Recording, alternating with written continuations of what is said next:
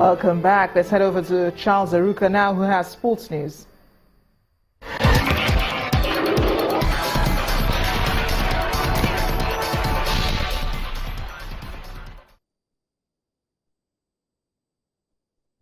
Welcome to Sports News. The Court of Arbitration for Sport has upheld Kenyan marathon runner Rita Jepto's suspension for doping.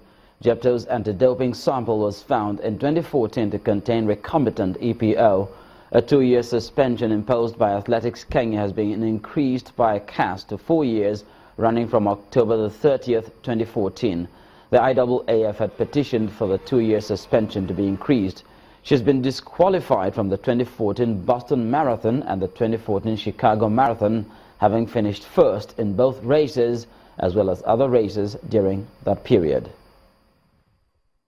In football, Sunderland manager David Moyes was sent to the stands as his side were knocked out of the English Football League Cup by Southampton. Southampton's record signing Sofiane Boufal scored with a stunning strike to secure a place in the quarter-finals for the hosts. Edmilson Fernandez struck from 18 yards as West Ham confidently dispatched Chelsea 2-1 to reach the quarter-finals. Jose Mourinho extracted his pound of flesh from Pep Guardiola as Juan Mata's goal in the 54th minute earned Manchester United a 1-0 win over rivals Manchester City. In table tennis, Nigeria this evening qualified for the mixed doubles final at the ongoing ITTF Africa Senior Championships in Agadir, Morocco.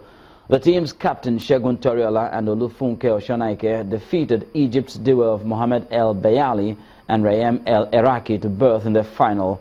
Prior to their semi-final clash against the Egyptians, two of Africa's most decorated athletes had edged out South Africa and Algeria before dismissing Egypt.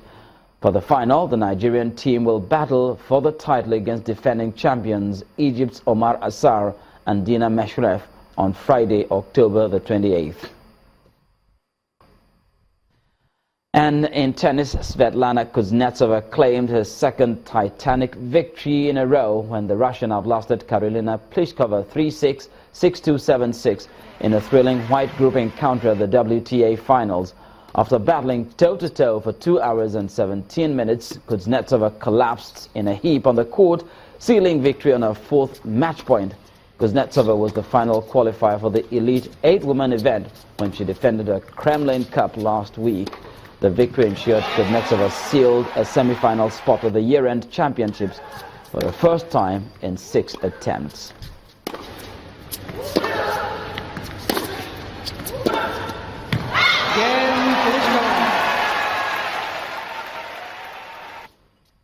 That's Game, Set and Match on Sports News and a wrap. Well, now it's time for Amarachi to continue with the rest of the news at 10.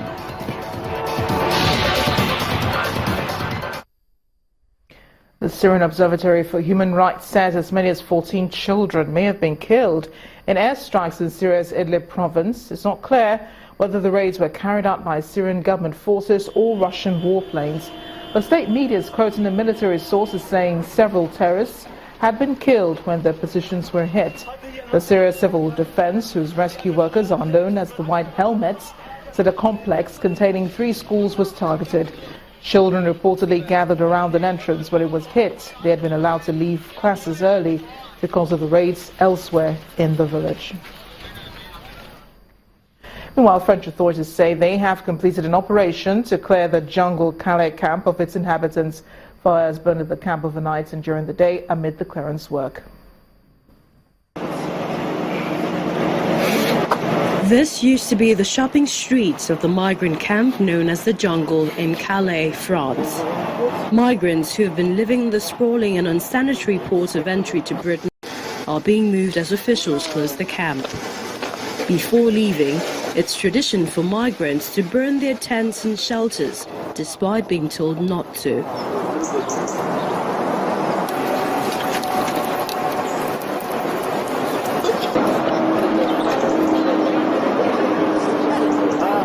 A regional prefect official says precautionary measures have been taken, so the risk of the fire spreading is low. We have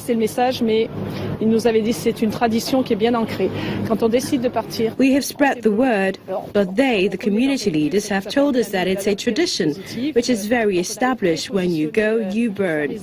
We have experience of these habits, which has meant we could organize ourselves in advance.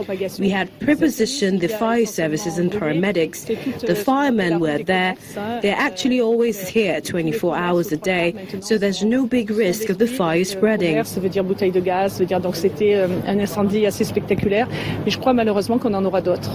Migrants fleeing poverty and war outside Europe have over the past few years congregated at Calais in the hopes of finding new lives across the short stretch of sea.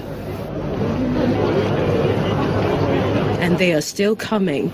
Over 4,000 people have been registered by the French authorities since Monday, with the majority bussed to reception centres across France.